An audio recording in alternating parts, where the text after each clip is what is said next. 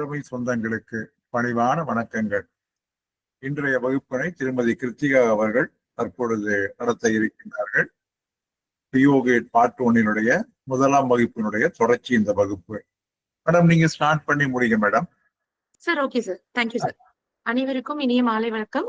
So post office guide, நம்மளோட PO guide part 1 முதலாம் வகுப்பு, அதாவது நம்மளோட ஆபரேஷனல் ஹையரார்கி அண்ட் டிபார்ட்மெண்ட்னுடைய ஒரு பேசிக்கான ஒரு இன்ஃபர்மேஷனா நம்மளுடைய முதலாம் வகுப்பு பார்த்தோம். அதனுடைய தொடர்ச்சியாக நம்மளோட இந்த பிஓ ஆக்ட் 2023, அதே போல போஸ்ட் ஆஃபீஸ்னுடைய அந்த 2024 வெளியிட்ட பிஓ ரெகுலேஷன்ஸ், அதை சார்ந்து இந்த பிஓ கைடு நம்ம தொடர்ந்து பார்க்கலாம் அப்படின்னு நம்ம டிஸ்கஸ் பண்ணிருந்தோம். சோ அந்த வகையில இன்னைக்கு நம்மளோட செகண்ட் கிளாஸ், அதாவது பிஓ ரெகுலேஷன்ஸ் 1 by 1 நம்ம இந்த கிளாஸ்ல பார்க்க போறோம். சோ எல்லாரும் கொஞ்சம் மைக் மட்டும் கொஞ்சம் மியூட் பண்ணி கிளாஸை கொஞ்சம் அப்சர்வ் பண்ண மாதிரி கேட்டுக்கொள்கிறேன். சோ முதல்ல ஃபர்ஸ்ட் நம்மளோட ஆர்கனைசேஷன் செட்டப், அதுதான் நம்மளோட பேசிக். எல்லா கிளாஸ் 1 எல்லாமே பார்த்துட்டோம். சோ இப்போ நம்ம பிஓ ரெகுலேஷனுடைய செகண்ட் பிஓ ரெகுலேஷன் 2 அப்படிங்கறது என்ன சொல்லுது அப்படின்னா, இந்த பிஓ ரெகுலேஷன்ல நம்ம பயன்படுத்தக்கூடிய சில முக்கியமான டெஃபினிஷன்ஸ். சோ இந்த ஒரு டெஃபினிஷன்ஸ்க்கும் இந்த மாதிரி ஒரு டேர்ம் அப்படிங்கிறது இந்த பிஓ ரெகுலேஷன்ல பயன்படுத்தும் பொழுது அதற்கான அர்த்தம் என்ன அப்படின்னு சொல்றதுதான் இந்த பிஓ ரெகுலேஷனுடைய 2வது. சோ இம்பார்ட்டன்ட் டெஃபினிஷன்ஸ் அப்படின்னா இந்த முக்கியமானது. சோ இதுல என்ன சொல்றாங்க அப்படின்றத 1 by 1 பார்க்கலாம் வாங்க. சோ முதல்ல அக்கௌண்டபிள் ஐட்டம். அக்கௌண்டபிள் ஐட்டம் அப்படின்னா என்ன சொல்றாங்கன்னா, எந்த ஒரு தபாலை புக் செய்தோ அல்லது அதற்கு ஒரு ரசீது அப்படின்னு கொடுக்குறாங்களோ, புக்கிங் பண்றீங்க, அதற்கு ஏதோ ஒரு ரெசிப்ட், ஒரு ரசீது கொடுக்குறாங்களோ, அந்த மாதிரி தபால் எல்லாமே நம்ம அக்கௌண்டபிள் ஐட்டம்ஸ் அப்படின்னு சொல்றோம். சோ எந்த மாதிரி ஒரு ஆர்டிக்கல், ஒரு தபால் புக் பண்றதுக்கு ரெசிப்ட் கொடுக்குறாங்களோ, எதுக்கெல்லாம் டிராக்கிங் அப்படின்னு சொல்லக்கூடிய அந்த டிராக்கிங், படிப்படியாக அதனுடைய படிநிலைகள் எங்க இருக்கு அப்படின்றது நம்மளால ட்ராக் பண்ண முடியுதோ, அந்த மாதிரி தபால்களை நம்ம அக்கௌண்டபிள் ஐட்டம்ஸ் அப்படின்னு குறிப்பிடுறோம். அதே போல இந்த பிஓ ரெகுலேஷன்ல ஆக்ட் அப்படின்னு எங்க குறிப்பிட்டாலும் அது நம்மளுடைய போஸ்ட் ஆஃபீஸ் ஆக்ட் 2023 தான் குறிப்பிடும். சோ ஆக்ட்னு எங்க குறிப்பிட்டாலும் அது நம்மளோட போஸ்ட் ஆஃபீஸ் ஆக்ட் என்பதான் குறிக்கும். அடுத்தது அட்ரஸி அப்படின்னு யாரை நம்ம குறிப்பிடுறோம் அப்படின்னு பாத்தீங்கன்னா, யார் ஒருவருக்கு, எந்த ஒரு நபருக்கோ, ஒரு நிர்வாகத்திற்கோ, யாருக்கு அந்த தபால் அப்படிங்கிறது நமக்கு இன்டெண்டட் ரெசிபியன்ட், இதற்கான யாருக்கு இது போய் சேரணுமோ அவங்கள நம்ம அட்ரஸின்னு கூப்பிடுவோம். இதே மணி ஆர்டரா இருந்ததுன்னா நம்ம பேயி அப்படின்னு நம்ம சொல்லுவோம் இல்லையா. சோ அட்ரஸினா யாரை குறிப்பிடுது அப்படின்னு சொல்லுவோம். சோ அப்புறம் அட்மினிஸ்ட்ரேட்டிவ் இன்ஸ்ட்ரக்ஷன், நம்மளுடைய நம்மளுடைய இன்ஸ்ட்ரக்ஷன்ஸ், கைட்லைன்ஸ், இதெல்லாம் எதை குறிப்பிடுதுன்னா இந்த போஸ்ட் ஆஃபீஸ் ரெகுலேஷன்ஸ் அப்படின்னு குறிப்பிட்டோம்ல. சோ இதுல என்னென்னலாம் புதுசா டைம் டு டைம் எதெல்லாம் புதுசா இன்ட்ரோடியூஸ் பண்றாங்களோ அது எல்லாமே நம்மளுடைய நம்மளுடைய இன்ஸ்ட்ரக்ஷன்ஸ், நம்மளுடைய இதுவாக கருதப்படும். சோ அட்மினிஸ்ட்ரேட்டிவ் இன்ஸ்ட்ரக்ஷன்ஸ் என்பது போஸ்ட் ஆஃபீஸ் ரெகுலேஷன்ஸ்ல அப்பப்ப நம்ம டிபார்ட்மெண்ட் நிர்வாகம் எடுக்கக்கூடிய முடிவுகளாக இருக்கும் அப்படின்னு சொல்றாங்க. அடுத்தது ஆத்தரைஸ்டு பர்சன் அப்படிங்கிறது யாரை குறிக்கும் அப்படின்னா, ஒரு நபர், அதாவது அட்ரஸியினால் ஆத்தரைஸ் செய்யப்பட்டு அவர்கள் அங்கீகரித்து இன்னார் என்று யார் ஒருவர் குறிப்பிடுறாங்களோ அந்த நபரை தான் நம்ம ஆத்தரைஸ்டு பர்சன் என்று குறிப்பிடுறோம். சோ இது நமக்கு தெரிஞ்சது இல்லையா. ஆத்தரைஸ்னா அட்ரஸி அல்லது பேயி இன்னாரை நியமிக்கும் பட்சத்துல யாரு அங்கீகரிக்கிறாங்களோ அவர்களுடைய பெயர் தான் ஆத்தரைஸ்டு பர்சன் அப்படின்னு சொல்லுவோம் இல்லையா. அடுத்தது டெலிவரி. நம்ம முன்னாடி பிஓ கைட்லயும் பார்த்திருப்போம். ஒரு டெஃபினிஷனா ஒரு தனி கிளாஸ் இருக்கும். அதே போல இந்த பிஓ ரெகுலேஷன்லயும் கொடுத்திருக்காங்க. சோ டெலிவரி என்பது ஒரு தபால் பட்டுவாடா செய்யறாங்க. யாருக்கு?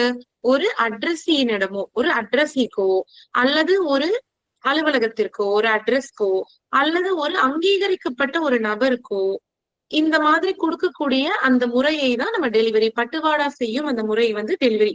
சோ டெலிவரி என்பது அட்ரஸிக்கும் கொடுக்கலாம், அல்லது அட்ரஸி நியமிக்கப்பட்ட ஒரு நபர்கிட்டையும் கொடுக்கலாம். ஓகேங்களா. ஒரு லொகேஷன், இல்ல இந்த லொகேஷன்ல எனக்கு கொடுத்துருங்க அப்படின்னு டெசிக்னேட் பண்ணாங்கன்னா அங்கேயும் கொடுக்கலாம். சோ இப்படியாக எங்க டெலிவரி கொடுத்தாலும் அது டெலிவரி என்று கருதப்படும் அப்படின்னு சொல்றாங்க. சோ இது டெலிவரிக்கான டெஃபினிஷன்ல நம்ம பிஓ ரெகுலேஷன்ல கொடுத்திருக்கு. சோ அடுத்து நம்ம பார்க்கலாம். இதனுடைய டெஃபினிஷனோட கண்டினியூஷன் இன்னும் கொஞ்சம் இருக்கு. சோ அடுத்து என்ன சொல்றாங்கன்னா, டைரக்டர் போஸ்டல் சர்வீசஸ் அப்படிங்கிறது யாரு குறிக்கும்னா, எந்த ஒரு அட்மினிஸ்ட்ரேட்டிவ் ஆபீஸ்ல டைரக்டர் அப்படின்னு ஒருத்தர் இருக்காரோ, அல்லது எந்த ஒரு ஆபீசர் இந்த டைரக்டர் போஸ்டல் சர்வீஸ் அதனுடைய அந்த அந்த பவர்ஸ் வந்து அந்த அந்த பவர்ஸ் அதனுடைய இது வந்து அத ஆள்றாங்களோ அவர்களுடைய பேர் தான் டைரக்டர் போஸ்டல் சர்வீசஸ் அப்படின்னு நம்ம குறிப்பிடுறோம். சோ இந்த director postal services, secretary post, இதெல்லாம் யாரு, இவங்க எந்த வழியில வருவாங்க அப்படிங்கறதுல நம்மளோட முதல் கிளாஸ்ல ரொம்ப டீடைல்டாவே நம்ம பாத்துட்டோம் இல்லையா? சோ டிபிஎஸ் நம்ம சொல்றோம் இல்லையா, அந்த டைரக்டர் போஸ்டல் சர்வீசஸ் வந்து யாரு அப்படின்னு இந்த டெபினிஷன்ல சொல்றாங்க. சோ எந்த ஒரு ஆபீசர் இந்த டைரக்டர் போஸ்டல் சர்வீசஸ்னுடைய இந்த பவர்ஸ் வந்து எக்ஸிக்யூட் பண்றாங்களோ அவங்களை வந்து டைரக்டர் ஆஃப் போஸ்டல் சர்வீசஸ் அப்படின்னு சொல்லுவோம். அடுத்து என்ன சொல்றாங்கன்னா, in course of transmission by post அப்படின்னு என்ன சொல்றாங்கன்னா, ஒரு தபால் புக் பண்ண ஆரம்பிச்சதுல இருந்து, ஓகேங்களா, ஸ்டார்டிங் ஃப்ரம் ரெசிப்ட், ஒரு ஒரு நபர் கிட்ட, ஒரு நம்ம கிட்ட ஒரு பப்ளிக் கிட்ட இருந்து ஒரு தபால நம்ம புக்கிங்காக வாங்கி ரெசிப்ட் அதை வாங்கினதுல இருந்து அட்ரஸ் கிட்ட போய் சேரக்கூடிய அந்த இடைப்பட்ட காலத்தை தான் நம்ம in course of transmission by post அப்படின்னு சொல்லுவோம். அதாவது போஸ்டினுடைய அந்த வழியில இருக்குன்னு அர்த்தம். சோ அந்த நம்ம கிட்ட தபாலுக்கு ஸ்டார்ட் பண்ற இடம், ரெசிப்ட் நம்ம கையில எப்ப கொடுக்குறாங்களோ அதை வாங்கின அந்த டைம்ல இருந்து டெலிவரியோ அல்லது சில சமயம் நமக்கு சென்டருக்கே திரும்பவும் வரும் இல்லையா, சென்டர் கிட்ட திரும்பி போனாலோ அல்லது டெலிவரி பட்டுவாடா செய்யப்பட்டாலோ அதற்கென்று ஒரு தொடக்கமும் முடிவும் இருக்கு இல்லையா, அதற்கு இடைப்பட்ட அந்த காலத்தை தான் நம்ம in course of transmission by post அப்படின்னு நம்ம சொல்றோம். அடுத்தது லெட்டர் பாக்ஸ். சோ இது நம்ம போஸ்ட் ஆபீஸ்ல, மெயில் ஆபீசஸ்ல, பப்ளிக்ல ஃபுல்லி ப்ரீபெய்ட், நம்ம முழுவதுமாக ப்ரீபெய்ட் செய்யப்பட்ட letters, post card, letter card, INC, book post items இதையெல்லாம் போடுறதுக்காக நமக்கு வந்து இன்ஸ்டால் பண்ணப்பட்ட ஒரு பாக்ஸ் தான் நம்மளுடைய லெட்டர் பாக்ஸ். இது நமக்கு தெரிஞ்சதுதான். சோ பேயி நம்ம முன்னாடி பாத்துட்டோம். அட்ரஸினா அது தபாலுக்கு, பேயி அப்படின்னா அந்த மணியோடு நம்ம அனுப்பும் பொழுது, மணி பண பரிவர்த்தனை சம்பந்தப்பட்ட இஎம்ஓ எல்லாம் அனுப்பும் போது யார் ஒருவர் அந்த பணத்தை வந்து ரிசீவ் பெற்றுக்கொள்கிறாரோ அவரை பேயி அப்படின்னு சொல்லுவோம். சோ போஸ்ட் அப்படிங்கிறது ஒரு நம்ம என்ன சொல்லுவோம்னு பாத்தீங்கன்னா கலெக்ஷன். போஸ்ட் அப்படிங்கிறது தபால் அப்படிங்கிறத சொல்லுவோம்னா அது எப்படி ஆரம்பிக்கும்னா, கலெக்ஷன் நம்ம பப்ளிக் கிட்ட இருந்து கலெக்ட் பண்ணி அதை கிளியரன்ஸ், நம்ம லெட்டர் பாக்ஸ் வந்து கிளியரன்ஸ் பண்ணி அதை சார்ட்டிங் பிரிச்சு டெஸ்பேட்ச் பண்ணி டெலிவரி பண்ற வரைக்குமான இது முழுவதுமான அந்த ஒரு நெட்வொர்க் செயல்படுத்தக்கூடிய விஷயத்தான் நம்ம போஸ்ட் அப்படின்னு நம்ம குறிப்பிடுறோம். ஓகேங்களா? சோ இதுதான் நம்மளுடைய ரெகுலேஷன் 2ல முழுசா குறிப்பிட்டிருப்பாங்க. So nothing but important definitions, முக்கியமான டெஃபினிஷன்ஸ் என்னென்ன அப்படின்றத இதுல நம்ம பார்த்தாச்சு. சோ இதை தொடர்ந்து நம்ம அடுத்த கிளாஸ்க்குள்ள நம்ம போலாம். இன்னும் முடியல, டெஃபினிஷன்ஸ்ல இன்னும் கொஞ்சம் இருக்கு பாருங்க. சோ இதுக்கு அடுத்து நம்ம என்ன பாக்குறோம் அப்படின்னு பாத்தீங்கன்னா ரீடைரக்ஷன். சோ இதுக்கு அடுத்து நம்ம என்ன பாக்குறோம் அப்படின்னா ரீடைரக்ஷன் அப்படின்னு பாக்கலாம். ரீடைரக்ஷன் அப்படிங்கிறதுனா இது வந்து ஒரு ஆக்ஷன். இது என்ன பண்றோம் அப்படின்னா, அட்ரஸைய தவிர்த்து வேறொருவருக்கு இதை அனுப்பக்கூடிய ஒரு அட்ரஸ்க்கோ இல்ல ஒரு நபருக்கோ நம்ம இதை வந்து திரும்பவும் டைரக்ட் பண்ணக்கூடிய அந்த ஒரு ஆக்ஷன், அந்த ஒரு செயலுக்கு பேர் தான் நம்ம ரீடைரக்ஷன் அப்படின்னு நம்ம குறிப்பிடுறோம். ஏதோ ஒரு குறிப்பிட்ட காரணத்துக்காக அட்ரஸ் யாருக்கு அட்ரஸ் பண்ணப்பட்டிருக்கோ அவர்களை தவிர வேற ஒருவருக்கு ரீடைரக்ட் பண்ணக்கூடிய முறைதான் நம்ம வந்து ரீடைரக்ஷன் அப்படின்னு சொல்லுவோம். சோ ரெமிட்டர் நமக்கு தெரியும், பணம் அனுப்புபவர், பேயி பணம் பெறுபவர். சோ அதான் அடுத்து சொல்லியிருப்பாங்க, ரெமிட்டர் அப்படிங்கிறது பணம் அனுப்புபவரை குறிக்கும். அடுத்தது ரூல்ஸ் அப்படிங்கிறது நம்மளோட போஸ்ட் ஆஃபீஸ் ரூல்ஸ் 2024 அப்படின்றது குறிக்கும். சோ நம்ம ரூல்ஸ் எங்கெல்லாம் எப்படி ஆக்ட் அப்படின்னா பிஓ ஆக்ட் 2023 குறிக்குதோ, ரூல்ஸ் எங்கெல்லாம் குறிப்பிடுதோ அது நம்மளோட போஸ்ட் ஆஃபீஸ் ரூல்ஸ் 2024 குறிக்கும். ஓகேங்களா? சோ ஷெட்யூல் அப்படிங்கறத பத்தினா இந்த ரெகுலேஷன்ஸ்ல நமக்கு ஒரு ஷெட்யூலா பிரிச்சிருப்பாங்க. சோ இதுக்கு கீழே ஒன்னொன்னா வரக்கூடிய ஷெட்யூல தான் ஷெட்யூலா பார்ப்போம். இதை நம்ம டெப்தா அடுத்து வரக்கூடிய இதுல ஒன்னொன்னா பார்ப்போம். ஓகேங்களா? சோ ஷெட்யூல்ன்றது இந்த ரெகுலேஷன்ஸ் கூட நமக்கு இணைப்பா கொடுத்திருக்கக்கூடியதான் நம்ம ஷெட்யூல் அப்படின்னு குறிப்பிடுறோம் அப்படின்னு சொல்றாங்க. சோ இதுதான் உங்களுக்கு பாத்தீங்கன்னா டெஃபினிஷன். இன்னொன்னு சென்டர் அப்படின்றது பாத்தீங்கன்னா யார் ஒருபவர் வந்து அனுப்புறாங்க, தபாலாக இருக்கட்டும். ஓகேங்களா? தபால் அனுப்பக்கூடியவங்க அட்ரஸ் சென்டர், அந்த தபாலை பெற்றுக்கூடியவங்க அட்ரஸி. இதுவே மணி ஆர்டரா இருக்கும் பட்சத்துல ரெமிட்டர், பேயி. அடுத்து கடைசி டெஃபினிஷன் நம்ம பாக்குறதுன்னா வெயிட்னா என்ன அப்படின்னு பாக்குறாங்க. வெயிட் அப்படிங்கிறதுக்கு டெஃபினிஷனே சிம்பிளா கொடுத்துட்டாங்க. ஒண்ணு கிராஸ் வெயிட், மொத்த எடை, மொத்தம் ஒரு வெயிங் மிஷின்ல போய் நம்ம எப்பயும் போடக்கூடிய எடை கிராஸ் வெயிட், அல்லது வால்யூமெட்ரிக் அதனுடைய கொள்ளளவு. இந்த 2 வெயிட்ல எது அதிகமோ அததான் வெயிட். சோ வெயிட் அப்படின்னு எங்க குறிப்பிட்டாலுமே ஒண்ணு அதனுடைய ஆக்சுவல் ஒரிஜினலான வெயிட், அல்லது அதனுடைய வால்யூமெட்ரிக் வெயிட். நம்ம இது பார்ப்போம், நம்ம இன்லேண்ட் மெயில்ஸ் பத்தி பார்க்கும்போது டெப்தா பார்ப்போம். இந்த 2 எது அதிகமோ அந்த வெயிட் தான் இந்த வெயிட் அப்படின்னு சொன்னாலே குறிப்பிடுது அப்படின்னு பாக்குறோம். ஓகேவா? சோ இதனுடைய டெஃபினிஷன்ஸ் அப்படிங்கிறது ஓவர். சோ பிஓ ரெகுலேஷன்ஸ்ல இப்ப பார்த்து நீங்க டெஃபினிஷன்ஸ்ல இருந்து கூட கேட்கலாம். ஃபார் எக்ஸாம்பிள் சே வெயிட் அப்படின்னா எந்த வெயிட், அது கிராஸ் வெயிட்ட குறிப்பிடுதா, இல்ல வெறும் வால்யூமெட்ரிக் வெயிட்ட குறிப்பிடுதா, இல்ல எது இதுல அதிகமா குறிப்பிடுதா, இந்த மாதிரி இந்த டெபினிஷன்ல இருந்தே கூட நமக்கு கேள்விகள் அப்படின்றது எக்ஸாமினேஷன் பாயிண்ட் ஆஃப் வியூல கண்டிப்பா கேட்கலாம். சோ இப்ப நான் சொன்ன அந்த டேர்ம்ஸ் எல்லாம் மட்டும் நீங்க ஞாபகத்துல வச்சுக்கோங்க. ஓகேங்களா? அடுத்ததா இப்ப நம்ம பார்க்க போறது போஸ்ட் ஆபீஸ் ரெகுலேஷன். நம்ம ரெகுலேஷன் நம்பர் 3. சோ முதல்ல சும்மா இன்ட்ரோடக்ஷன், ரெண்டாவது டெபினிஷன் பார்த்தாச்சு, மூன்றாவது ரெகுலேஷன் என்னன்னு பாத்தீங்கன்னா நம்மளுடைய பிசினஸ் ஹவர்ஸ். நம்ம ஃபர்ஸ்ட் கிளாஸ் பார்க்கும் போதே சொன்னோம், முன்னாடி நீங்க படிச்ச பிஓ கைட்க்கும் இப்பக்கும் கொஞ்சம் டிஃபரன்சஸ் கண்டிப்பா இருக்குன்னு. அதுல இந்த பிசினஸ் ஹவர்ஸ்லயும் ஒரு முக்கியமான ஒரு சேஞ்சஸ் இருக்கு. அது என்னன்னு பாக்கலாம் வாங்க. முன்னாடி நம்ம என்ன பார்த்திருந்தோம், உங்களுக்கு எல்லாம் போன வருஷம் நீங்க ப்ரிப்பேர் பண்ணவங்களுக்கு ஞாபகம் இருக்கும். ஒரு அலுவலகத்துல ஓகேங்களா, என்கொயரி அப்படின்றது பாத்தீங்கன்னா முழுவதும் என்டையர் ஒர்க்கிங் ஹவர்ஸ் இருக்கும். அதே போல உங்களுக்கு பாத்தீங்கன்னா உங்களுக்கு வந்து கவுண்டர் ஆபரேஷன்ஸ் அப்படிங்கிறது வந்து பாத்தீங்க அப்படின்னா சாதாரணமா புக்கிங் அது எல்லாமே 6 மணி நேரம் இருக்கும். ஓகேங்களா? உங்களுக்கு சாட்டர்டேஸ்ல உங்க எல்லாருக்கும் ஞாபகம் இருக்கும், உங்களுக்கு அதுவே பணம் சம்பந்தப்பட்ட ஒரு சில பரிவர்த்தனைகளை வந்து 5 மணி நேரம் பண்ணுவோம். சனிக்கிழமைகள்ல பொதுவாக உங்களுக்கு பிசினஸ் ஹவர்ஸ் அப்படிங்கிறது குறைக்கப்பட்டிருக்கும். இது வந்து நம்ம முன்னாடி படிச்சது. ஆனா இப்போ இந்த post office act and regulations நமக்கு அமெண்ட் ஆனதுக்கு அப்புறமா பிசினஸ் ஹவர்ஸ் அப்படிங்கிறது இப்ப நீங்க ஸ்கிரீன்ல பாக்குறதா. So reference enquiry sale of postage stamps and stationeries. So பொதுமக்கள் என்கொயரி ஏதாவது ஒரு விஷயம்க்காக என்கொயரின்னு வரும் பட்சத்துல ஸ்டாம்ப் சேல்ஸ் இது எல்லாமே என்டையர் ஒர்க்கிங் ஹவர்ஸ், ஒரு அலுவலக நேரம் எப்பதுல இருந்து எப்போ அப்படின்னு குறிப்பிடுறாங்களோ அந்த முழு அலுவலக நேரத்திலும் நம்ம என்ன பண்ணணும், ஏதாவது என்கொயரி வந்து அட்டென்ட் பண்ணணும். போஸ்டேஜ் ஸ்டாம்ப்ஸ் நம்மளுடைய தபால் சம்பந்தப்பட்ட ஸ்டேஷனரிஸ் எல்லாத்தையுமே சேல் பண்ணுன்றாங்க. அடுத்ததாக கவுண்டர் சேவைகள் அப்படிங்கிறது அது என்னென்ன குறிப்பிடும், புக்கிங், நம்மளோட புக்கிங் பண்றது, அப்புறம் பிரீமியம் கலெக்ஷன், இன்சூரன்ஸோட பிரீமியம் கலெக்ஷன்ஸ், இது எல்லாமே 6 மணி நேரம் நமக்கு பிசினஸ் ஹவர்ஸாக குறிப்பிட்டிருக்கு. இது காமன் டு ஆல். ஒரு அலுவலக நேரம் ஆரம்பிக்கிறதுல இருந்து 6 மணி நேரம் இந்த மாதிரி கவுண்டர் சேவைகள் எல்லாத்தையும் செய்யணும்னு சொல்றாங்க. சரி, அடுத்தது மணி ரெமிட்டன்ஸ்க்கு ஏதாவது பிரத்யேக நேரம் இருக்கா? அதுக்கும் எந்த வித மாற்றமும் கிடையாது. பணம் சம்பந்தப்பட்ட மணி ரெமிட்டன்ஸ், இஎம்ஓ, ஐபிஓ இதுக்கும் 6 மணி நேரம் நம்மளோட பிசினஸ் ஹவர்ஸ். சேவிங்ஸ் பேங்க் ஏதாவது மாற்றம் இருக்கா? அதுவும் 6 மணி நேரம்.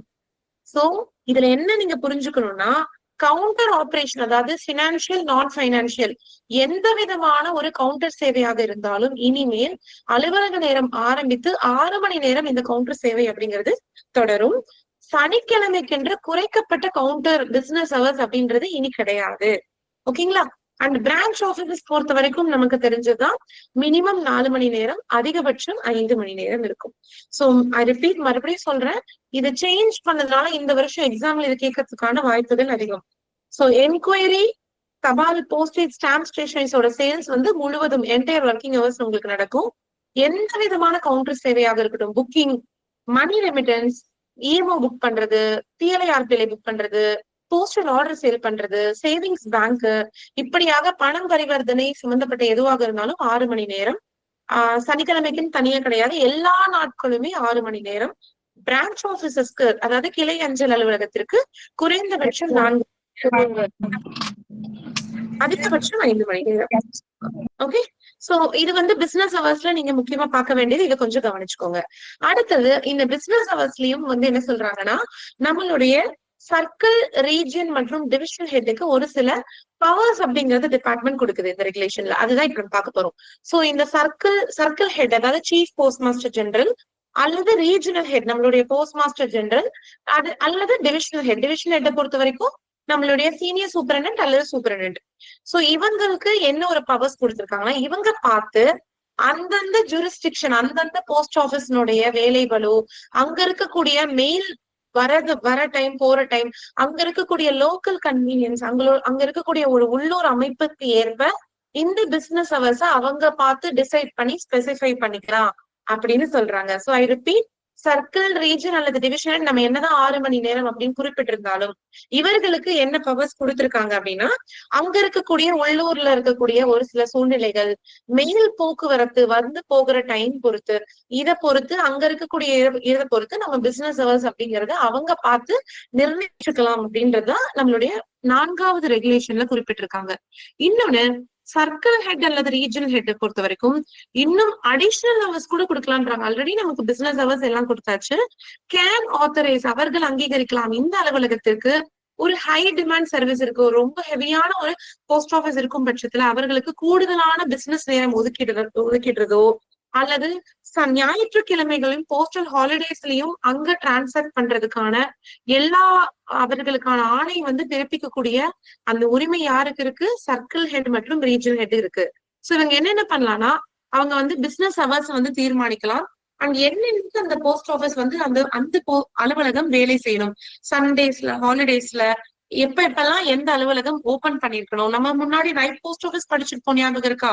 சோ இப்ப நைட் போஸ்ட் ஆபீஸ்ல குறிப்பிடாம இந்த ரீஜனல் ஹெட் சர்க்கிள் ஹெட்டுக்கு என்னென்ன பவர்ஸ் இருக்குன்னு சொல்றாங்க.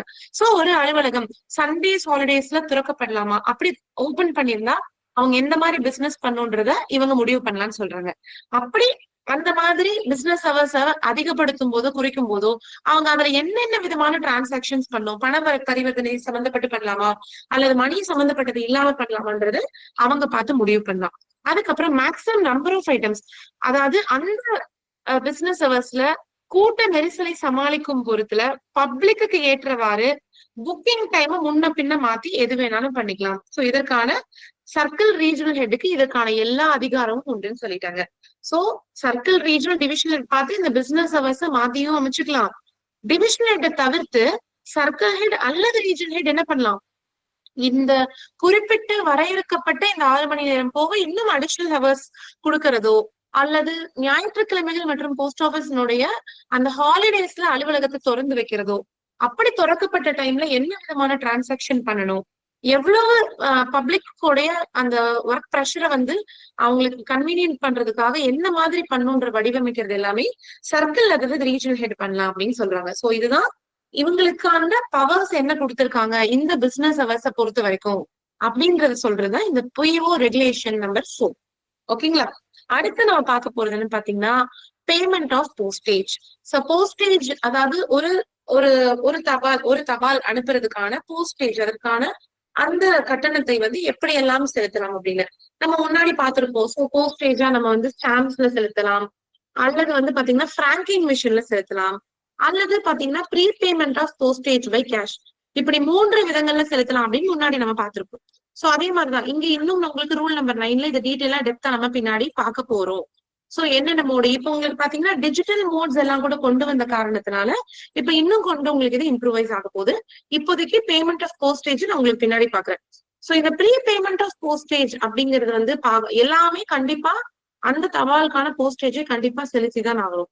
சோ இதற்கு விலக்கு என்ன அப்படின்னு பாத்தீங்கன்னா ஒரு சில இது இருக்கு. புக் நவ் பே லேட்டர் அப்படின்னு நம்ம சொல்லுவோம் இல்லைங்களா? சோ ஒரு சில கம்பெனிஸ் என்னன்னு பாத்தீங்கன்னா அவங்க நமக்கான கான்ட்ராக்ட் சைன் பண்ணிட்டு புக் பண்ணிட்டு பின்னாடி பே பண்ணுவாங்க.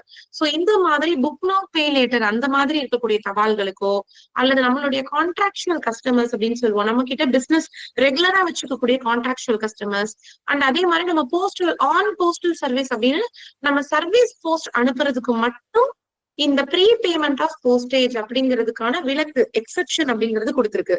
மத்த எல்லா தகவல்களும் நமக்கென்று போஸ்டேஜுக்குன்னு எந்தெந்த மோட்ல வாங்கணும்னு சொல்றாங்களோ அதற்கான முன்பே அதற்கான கட்டணத்தை கட்டிவிட்டுதான் அதுக்கப்புறம் அந்த போஸ்டிங்கை நம்ம புக் பண்ணுவோம் அப்படின்னு சொல்றாங்க. சோ இதுக்கு எது எக்ஸெப்ஷன்? BNPL தபால்களுக்கு முன்கூட்டியே பணம் கட்டணும் அப்படின்றது கட்டாயம் கிடையாது. நம்மளுடைய பிசினஸ் ரெகுலரா பண்ணக்கூடிய கான்ட்ராக்சுவல் கஸ்டமர்ஸ் கிடையாது. அண்ட் அதே மாதிரி நம்மளுடைய போஸ்டல் சர்வீஸ்ல அனுப்பக்கூடிய இந்த சர்வீஸ் தபால்களுக்கும் இந்த முன்கூட்டியே இந்த போஸ்டேஜ் கட்டணத்தை கட்டணும் என்ற நிர்பந்தம் என்பது கிடையாது அப்படின்னு சொல்றதுதான் இந்த ரெகுலேஷன் நம்பர் 5, அதாவது பேமெண்ட் ஆஃப் போஸ்டேஜ் அப்படின்னு சொல்றோம். ஓகேவா? அடுத்தது பார்க்கலாம். அடுத்து நம்ம ரெகுலேஷன் நம்பர் 6 அப்படின்றது எதை பத்தி குறிப்பிடுது? இன்னும் அடுத்து கொஞ்சம் ரெகுலேஷன்ஸ் நம்ம பார்க்க போறது எல்லாமே இந்த போஸ்டேஜ் ஒட்டிதான் இருக்கும். ஓகேங்களா? இந்த போஸ்டேஜ் கட்டலைன்னா என்ன பண்றது? சோ இந்த மாதிரி இதை ஒட்டிதான் நம்ம வந்து பார்க்க போறோம். சோ அடுத்து நம்ம ரெகுலேஷன் நம்பர் 6 அப்படின்றது எதை பத்தி சொல்லுது அப்படின்னா postage on unaccountable items and unpaid items. அதாவது ஒரு தபால்ல எவ்வளவு தொகை கட்ட வேண்டுமோ அதற்கான தொகை கட்டதில்லை அப்படின்னா அதுக்கு என்ன பண்ணுவோம் அப்படின்னு சொல்றதா இந்த ரெகுலேஷன். ஓகேங்களா? சோ இந்த மாதிரி unpaid R insufficiently paid.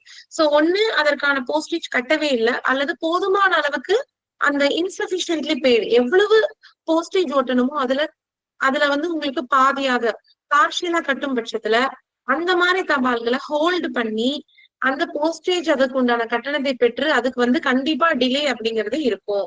So அந்த போஸ்டேஜ் டியூ அப்படிங்கறத நம்ம போட்டு அதுக்கப்புறம் தான் அனுப்புவோம் அப்படின்னு சொல்றோம். So unpaid or insufficiently paid items are liable to be kept on hold. So அது கண்டிப்பாக அது வந்து தாமதமாக தான் செல்லும். எதற்குன்னா அந்த போஸ்டேஜ் அதற்கான டியூ என்னன்றதை செலுத்தி அனுப்பும் போது கண்டிப்பா தாமதம் அப்படிங்கறது ஏற்படுத்தும் அப்படின்னு சொல்றோம். அப்புறம் இன்னொன்னு என்ன சொல்றாங்கன்னா, இப்போ நமக்கு நம்ம டிபார்ட்மெண்ட்லயே உங்களுக்கு தெரியும் எம்போஸ்ட் என்வலப்னு வச்சிருக்கோம். சோ அதுல பாத்தீங்கன்னா உங்களுக்கு ஏற்கனவே போஸ்டேஜ் அப்படிங்கிறது ஒரு 5 ரூபாய்க்கு இருக்கும். சோ என்ன சொல்லுவாங்கன்னா, ஒரு தபால் நம்ம அனுப்புறோம், ஏற்கனவே எம்போஸ்ட் போஸ்டேஜ் கொஞ்சம் இருக்கு, ஆனா வெயிட் கூடுதலா இருக்கு அப்படிங்கிற பட்சத்துல இந்த டிஃபரன்ஸ் அமௌண்ட் இருக்கு இல்லையா, அது வந்து இன்னும் கூடுதலா அடிஷனல் போஸ்டேஜ் ஸ்டாம்ப் ஒட்டி கூட அதை சரி பண்ணிக்கலாம்னு சொல்றாங்க. இப்ப உதாரணத்துக்கு ஒரு தபால் அனுப்பணும், நம்ம என்வலப்ல அனுப்பணும், அதற்கான போஸ்டேஜ் உதாரணத்துக்கு 10 ரூபாய் அப்படின்னு வைத்துக்கலாம்.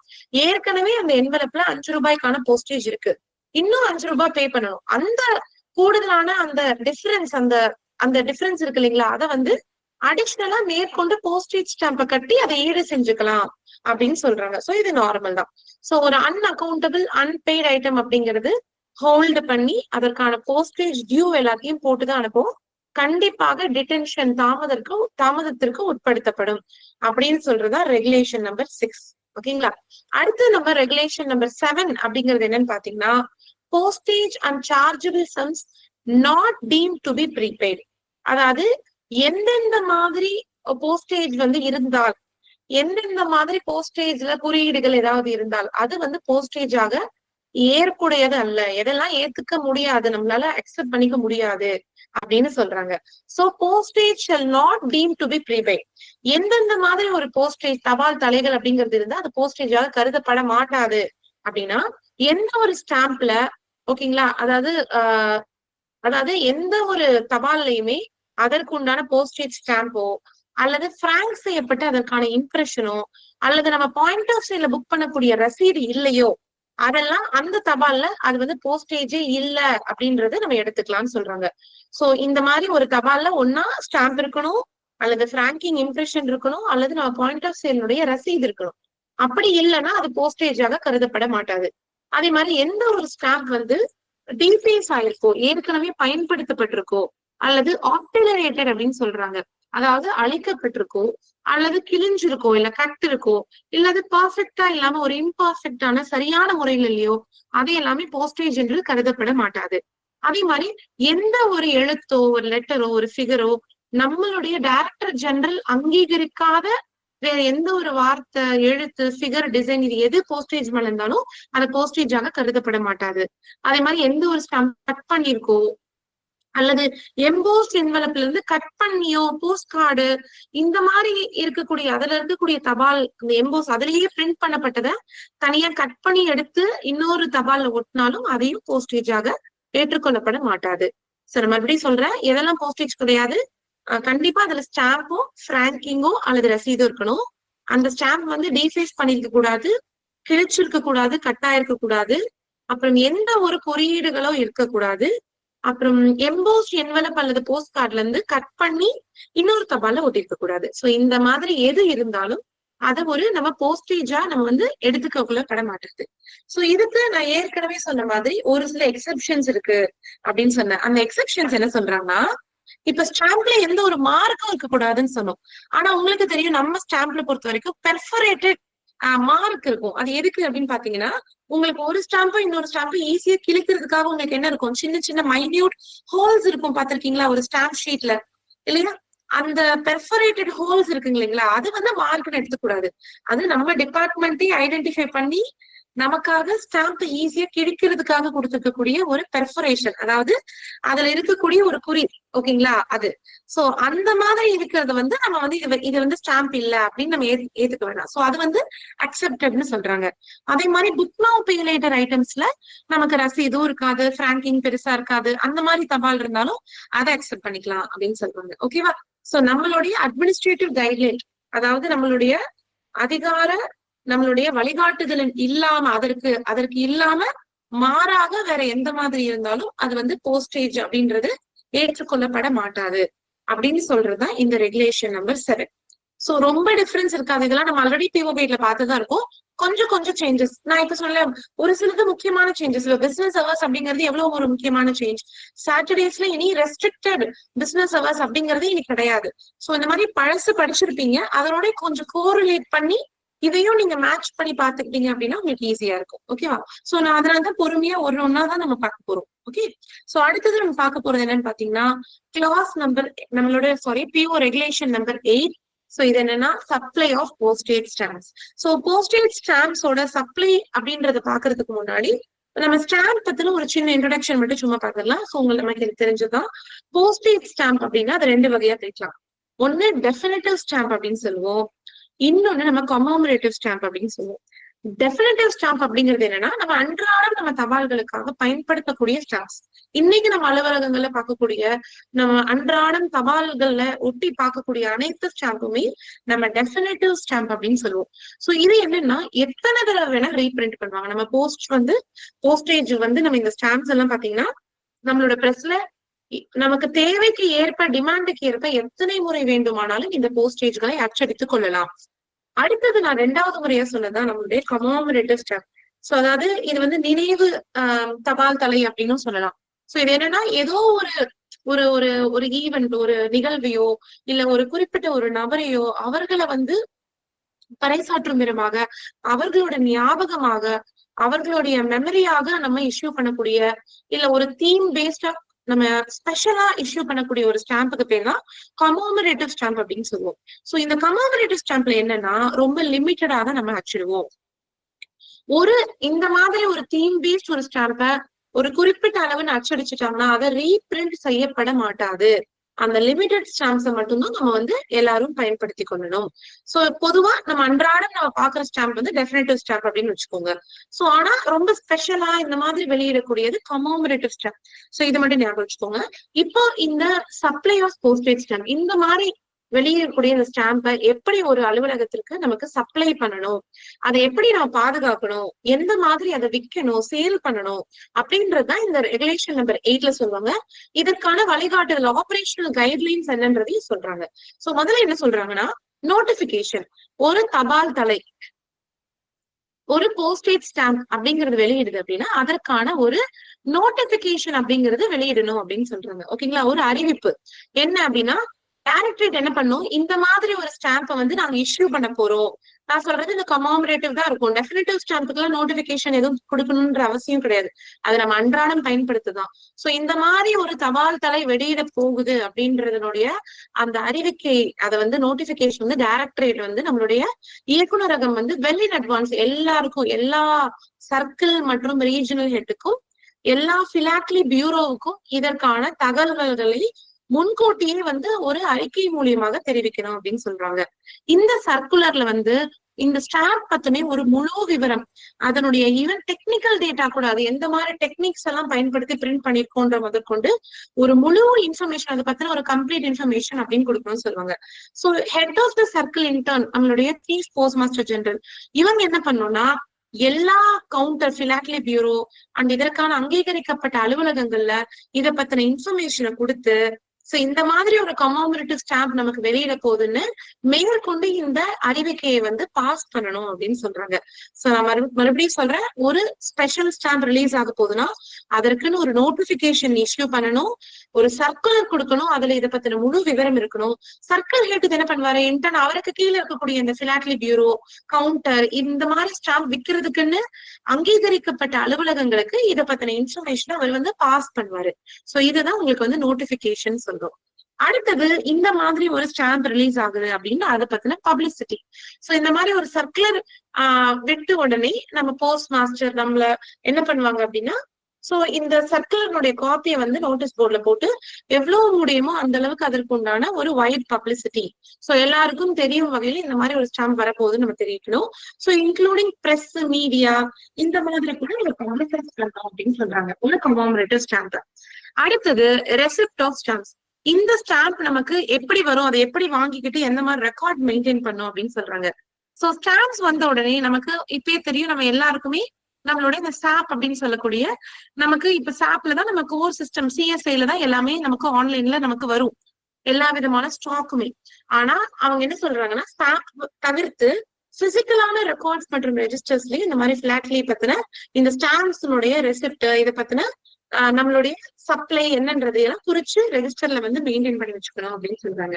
அடுத்தது safety of stamp before release. So இந்த கமோமரேட்டிவ் ஸ்டாம்ப்ல ரொம்ப முக்கியமான விஷயம்னா ஒரு குறிப்பிட்ட நாள், அந்த நாளுக்காகவே இது வந்து அன்னைக்குதான் ரிலீஸ் பண்ணணும்னு வச்சிருப்பாங்க. சோ இது வந்து எக்காரணத்து கொண்டும் அந்த குறிப்பிட்ட நாளுக்கு முன்னதாக இந்த ஸ்டாம்ப் அப்படிங்கிறது சேல் ஆகக்கூடாதுன்றதை நம்ம என்ஷூர் பண்ணிக்கணும். ஒருவேளை நம்ம ஸ்டாம்ப் ரிலீஸ் பண்ணக்கூடிய தேதி வந்து சண்டே, ஞாயிற்றுக்கிழமைகளையோ போஸ்டல் ஹாலிடேலயோ இருந்தா என்ன சொல்றாங்கன்னா புது டெல்லியில நம்மளோட நியூ டெல்லியில இருக்கக்கூடிய அந்த பிலாட்லி பியூரோல மட்டும் அதை அன்னைக்கென்று பிரத்யேகமாக ஓபன் பண்ணி அதை வந்து சேல் பண்ணணும். மத்த பிலாட்லி பியூரோ இருக்கு பாத்தீங்களா, நியூ டெல்லி தவிர நம்ம தமிழ்நாடுல இருக்கிறது அந்த மாதிரி இருக்கிற எல்லாமே அதற்கு அடுத்த நெக்ஸ்ட் ஒர்க்கிங் டேல, அதுக்கு அடுத்த ஒர்க்கிங் டேல இது எல்லா சேல் எல்லாமே பண்ணணும் அப்படின்னு சொல்றாங்க. ஓகேவா? சோ எக்காரணத்து கொண்டு ரிலீஸ் டேட்டுக்கு முன்னாடி இதை சேல் பண்ணிடவே கூடாது. அண்ட் ஒருவேளை சண்டேல தான் ரிலீஸ் ஆகும் பட்சத்துல நியூ டெல்லியில இருக்கக்கூடிய பிளாட்லி பியூரோ மட்டும் அதை ஓபன் பண்ணி அன்னைக்கு அதை பண்ணுவாங்க. மத்த இதர பியூரோல எல்லாம் அதுக்கு மறுநாள் நெக்ஸ்ட் ஒர்க்கிங் டேல இதுக்கான சேல்ஸ் எல்லாம் பண்ணுவாங்க. சோ ஏதோ ஒரு காரணத்தினால அது வந்து தாம் போஸ்ட்போன் ஆகுது இல்ல அட்வான்ஸ் ஆகுதுன்னா அந்த இயக்குநரகம் நமக்கு அதுக்கு உண்டான எல்லா இன்ஃபர்மேஷனும் எல்லா கவுண்டர் சர்க்கிள்ஸ்க்கு எல்லாருக்கும் முன்கூட்டியே தெரிவிக்கணும் அப்படின்னு சொல்றாங்க. அப்புறம் இந்த மாதிரி கமோமரேட்டிவ் ஸ்பெஷல் போஸ்டேஜ் ஸ்டாம்ப்ஸ் எல்லாம் அவ்வளவு எளிதா பண்ண மாட்டாங்க. சோ ரொம்ப பாதுகாக்கப்பட்ட செக்யூர்ட் பேக்கெட்ஸ்ல தான் வரும். சோ இந்த பேக்கெட்ஸ்ல வந்து எப்படி இருக்கும் அப்படின்னு பாத்தீங்கன்னா அதற்கு மேல டாப்லயே வந்து எழுதிடுவாங்களாம். சோ இந்த இது வந்து இன்னைக்குதான் ரிலீஸ் பண்ணும், இதுக்கப்புறம் தான் சேல் பண்ணணும் அப்படின்ற ஒரு குறியோடு அதெல்லாம் மென்ஷன் பண்ணி ரொம்ப பாதுகாப்பான பேக்கெட்ஸ்ல தான் நம்ம அலுவலகத்திற்கு, ஐ மீன் லைக் எல்லா ஆபீஸ்க்கும் கிடையாது, இந்த பிலாட்லி பியூரோக்கு எல்லாமே அந்த ஸ்டாம்ப் அப்படிங்கிறது வந்து சேரும் அப்படின்னு சொல்றாங்க. அடுத்தது நான் சொன்ன மாதிரி not to be sold before சொன்னேன் இல்லைங்களா, அந்த மாதிரி ஸ்டாம்ப் பேக்கெட் வரும் பொழுது இதை இந்த நாளுக்கு முன்னதாக சேல் பண்ணிடக்கூடாது அப்படின்னு எழுதிதான் அனுப்புவோம். ஓகேவா? அப்புறம் வெரி இம்பார்ட்டன்ட் திங், இந்த மாதிரி கமோமரேட்டிவ் அல்லது ஸ்பெஷலா நம்ம ரிலீஸ் பண்ணக்கூடிய ஸ்டாம்பை ஸ்டாம்ப் வெண்டார் மூலியமாகவோ லைசன்ஸ்ட் ஏஜென்ட்ஸ் யார் மூலியமாகவோ நம்ம வந்து சேல் பண்ண கூடாது. இது வந்து முழுக்க பிலாட்லி பியூரோவோ அல்லது நம்மளுடைய அங்கீகரிக்கப்பட்ட அலுவலகத்துல இருக்கக்கூடிய கவுண்டர்ஸ்ல மட்டும்தான் சேல் பண்ணும். வேற யாரும் இதுக்குன்னு நம்ம ஏஜென்ட்ஸ் கிட்ட கொடுத்து அந்த மாதிரி ஒரு தேர்ட் பார்ட்டி கிட்ட கொடுத்து இதை கண்டிப்பா சேல் பண்ண கூடாதுன்னு சொல்றாங்க. Okay, so only philately bureau authorised officers and not with any others, யார்கிட்டயும் இதை கொடுத்து சேல் பண்ண கூடாது அப்படின்னு சொல்றாங்க. அடுத்தது இந்த பிலாட்லி பியூரோ நம்ம சொல்லிட்டோம் இல்லைங்களா, சோ இதனுடைய இன்சார்ஜ் வந்து இந்த மாதிரி தேவையான ஸ்டாக் நம்மளோட பிலாட்லி அக்கௌண்ட் ஓபன் பண்ண அவங்க இருப்பாங்க இல்லையா, அவர்களுக்குன்னு போதுமான அளவு ஸ்டாம்ப் இருக்கா அப்படின்றதையெல்லாம் பார்த்துட்டு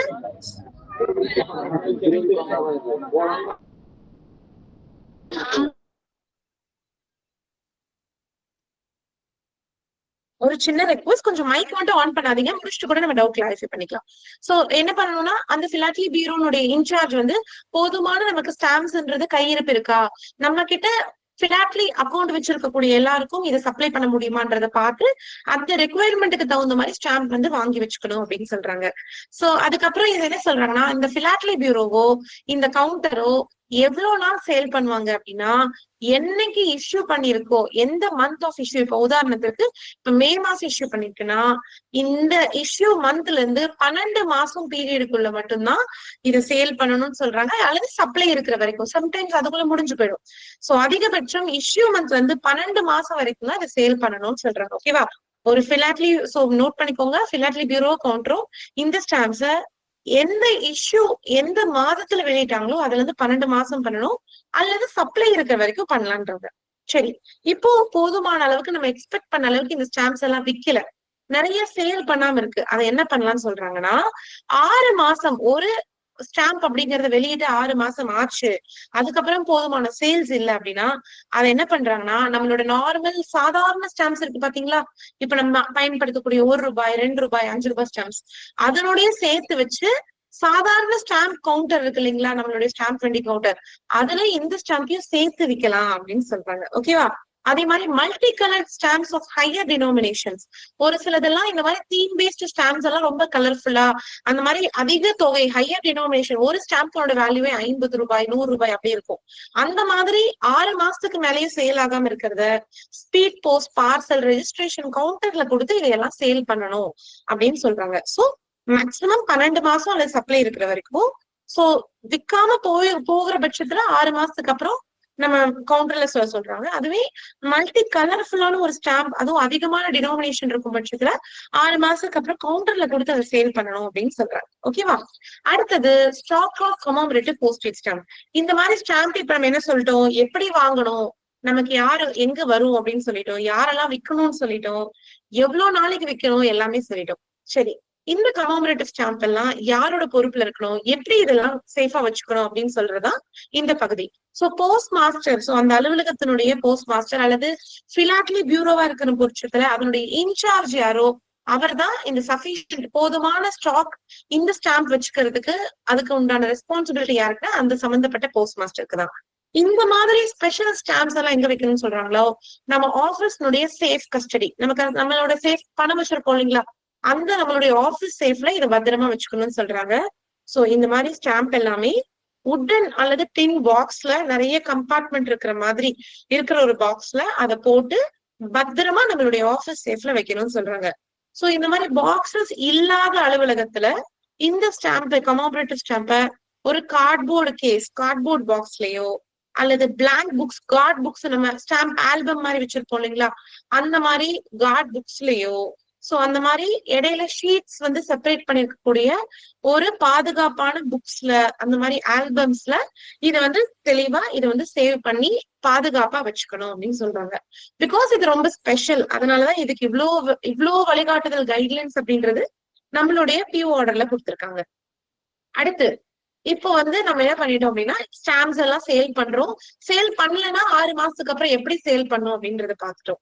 பட் ஆனா ஒரு சிலர் சொல்றாங்க, ஒரு சிலர் பயன்படுத்தாத ரொம்ப பழைய ஸ்டாம்பா இருக்கும் அல்லது அப்சொலீட், அதாவது வழக்கற்று போன, அதாவது இப்ப வழக்கிலேயே இல்லாம நம்மளோட புழக்கத்திலேயே இல்லாத மாதிரி யூஸ்லெஸ் ஆன அந்த மாதிரி ஸ்டாம்ப் ஸ்டேஷனரிஸ் அதெல்லாம் என்ன இருக்கோ அதெல்லாம் அந்த காம்பிடன்ட் அத்தாரிட்டி, நம்மளுடைய நெக்ஸ்ட் ஹையர் அத்தாரிட்டியினுடைய பர்மிஷன் வாங்கிட்டு அதை எல்லாத்தையுமே ரைட் ஆஃப் பண்ணணும் அப்படின்னு சொல்றாங்க. சோ ரைட் ஆஃப் பண்றது அப்படின்னா சோ பதிவளித்தல் அப்படின்னு சொல்லுவாங்க. அதாவது நம்மளுடைய அசெட்ல இருந்தே என்ன ஆயிடும் அப்படின்னா இதனுடைய ஸ்டாம்பினுடைய மதிப்பு அப்படின்றது கழிஞ்சிரும். சோ இனி இது பயன்படவே போகிறது இல்ல அப்படின்றது தெரியும் பட்சத்துல அந்த மாதிரி ஸ்டாம்பை நம்ம சம்பந்தப்பட்ட அதிகாரி கிட்ட பெர்மிஷன் வாங்கிட்டு அது எல்லாத்தையுமே ரைட் ஆஃப் பண்ணணும்னு சொல்றாங்க. ரைட் ஆஃப் பண்றதுல தள்ளுபடி செய்தல் அப்படியே அது என்ன ஆயிடும்னா நம்மளோட அசெட்ல இருந்து அது கழிஞ்சிரும். சோ அத வந்து இந்த யூசிஆர் அப்படின்னு சொல்லக்கூடிய யூசிடி என்று சொல்லக்கூடிய அன்கிளாசிஃபைட் பேமெண்ட் அப்படிங்கிற அந்த ஹெட்டுக்கு கீழே கொண்டு வரணும்னு சொல்றாங்க. சோ சிம்பிளா நீங்க புரிஞ்சுக்கணும்னா இந்த மாதிரி பயன்படுத்தாத ஸ்டாம்ப் வச்சிருக்கணும்னு கிடையாது, அதற்குண்டான ஆர்டர்ஸ் பெற்றுக்கொண்டு அதை எல்லாத்தையுமே நம்ம வந்து பதிவளித்தல், நம்ம வந்து அதற்கான ரைட் ஆஃப் அப்படிங்கறத வந்து பண்ணி சார்ஜ் பண்ணி அதை நம்ம சைட்ல இருந்து கிளியர் பண்ணிக்கணும் அப்படின்றாங்க. அண்ட் இன்னொன்னு என்ன சொல்றாங்கன்னா, ஒரு சில தலைமை அலுவலகத்துல வந்து ஒரு சில ஸ்டாம்ப்ஸுக்கு டிமாண்டே இருக்காத பட்சத்துல அந்த போஸ்ட் மாஸ்டர் என்ன பண்ணிக்கலாம் அப்படின்னா அந்த டிமாண்டே இல்லாத ஸ்டாம்பை வந்து அதுக்கு மேல ட்ரெஷரியிலயோ அங்க கொடுத்துட்டு எந்த ஸ்டாம்ப் தேவையோ அதை எக்ஸ்சேஞ்ச் பண்ணியும் வச்சு அதை சேல் பண்ணணும் அப்படின்னு சொல்றாங்க. சோ அதே மாதிரி சப் ஆபீஸை பொறுத்த வரைக்கும் இந்த மாதிரி பயன்படுத்தாத அல்லது இந்த மாதிரி வழக்கிலேயே இல்லாத அல்லது தேவையில்லாத அல்லது மேனுஃபேக்சர்லயே ஒரு சில டிஃபெக்டோட வரும். உங்களுக்கு பாத்தீங்கன்னா சிலது வந்து கட் பண்ணி அந்த மாதிரி வரும். அந்த மாதிரி சப் ஆபீஸ்ல நம்மளோட துணை அஞ்சல் அலுவலகத்துல இருந்து அதை ஹெட் ஆபீஸ் அனுப்பிடணும்னு சொல்றாங்க. ஹெட் ஆபீஸை பொறுத்த வரைக்கும் சம்பந்தப்பட்ட பெர்மிஷன் வாங்கிட்டு இதை வந்து ரைட் ஆஃப் பண்ணி நம்ம கணக்குல இருந்து இதை வந்து கிளியர் பண்ணிடலாம் அப்படின்னு சொல்றாங்க. சோ இந்த மாதிரி கமமரேட்டிவ் ஸ்டாம்ப்ல டிஃபெக்டிவ் ஏதாவது இருந்ததுன்னா என்ன பண்ணணும்னு சொல்றதுதான் இந்த கிளாஸ், இந்த ரெகுலேஷன். அடுத்ததான் இப்ப நம்ம பாக்குறது பாத்தீங்கன்னா உங்களுக்கு post office PO regulation number 9, fraudulent use of stamps. So நம்ம ஸ்டாம்ப்ஸை வந்து வேற ஏதாவது ரீப்ரொடியூஸ் பண்ணி இந்த மாதிரி முறையற்ற ஒரு வழியில வந்து பயன்படுத்தினா அதற்கு என்ன பனிஷ்மெண்ட் அப்படிங்கறது வந்து நம்ம பார்க்க போறோம். சோ பெனால்டிஸ் ஃபார் வயலேஷன்ஸ் அப்படிங்கிறது என்னன்னா அன்ஆத்தரைஸ்டு சேல், நம்ம டிபார்ட்மெண்ட் இல்லாம ஒரு டூப்ளிகேட் பிரிண்ட், கலர் பிரிண்ட் போட்டு இல்ல நம்மளோட டேர்ம்ஸுக்கெல்லாம் எதிர்த்து அந்த மாதிரி விற்கக்கூடிய ஒரு அன்ஆத்தரைஸ்டு அங்கீகாரம் இல்லாத செயல் பண்றது எல்லாமே நம்ம வந்து நம்மளுடைய சட்டத்தின்படி இது குற்றமாக கருதப்படும். அதை பத்தி இப்ப அடுத்த ஸ்கிரீன்ல நீங்க டீட்டெயிலா பாப்பீங்க. அதே மாதிரி ரீயூசிங் போஸ்டேஜ் ஸ்டாம்ப், பயன்படுத்தினதையே மீண்டும் பயன்படுத்துறது, அந்த மாதிரி டிசைஸ் பண்ண ஸ்டாம்பையே எடுத்துட்டு பண்றது, அந்த மாதிரி கவர்மெண்ட்டுக்கு நமக்கு லாஸ் விளைவிக்கும் வகையில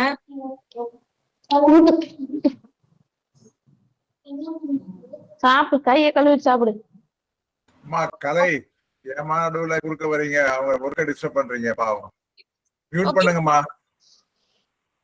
சோ இப்ப நம்ம கண்டினியூ பண்ணலாம். சோ வந்து நமக்கு வயலேஷன் இந்த மாதிரி ஃப்ராடுலண்டா நமக்கு வந்து போஸ்டல் ஸ்டாம்பை வந்து மீண்டும் பயன்படுத்தினாலோ அல்லது முறையற்ற முறையில ஃப்ராடுலண்டா ஏதாவது சேல் பண்ணாலோ யூஸ் பண்ணாலும் அது வந்து நம்மளோட சட்டத்தின்படி குற்றமாக கருதப்படும். சோ அது என்ன அப்படின்னு பார்க்கலாம். Manner of dealing with fraudulent use of stamps. So இந்த மாதிரி ஃப்ராடுலண்டா பயன்படுத்தக்கூடிய ஸ்டாம்ப்ஸ் வந்து இருந்தால் அது எந்த மாதிரி முறையில நம்ம வந்து டீல் பண்ணோம் அப்படின்னு சொல்றது இந்த ரெகுலேஷன்ல இன்னும் கண்டினியூ பண்ண போறோம்.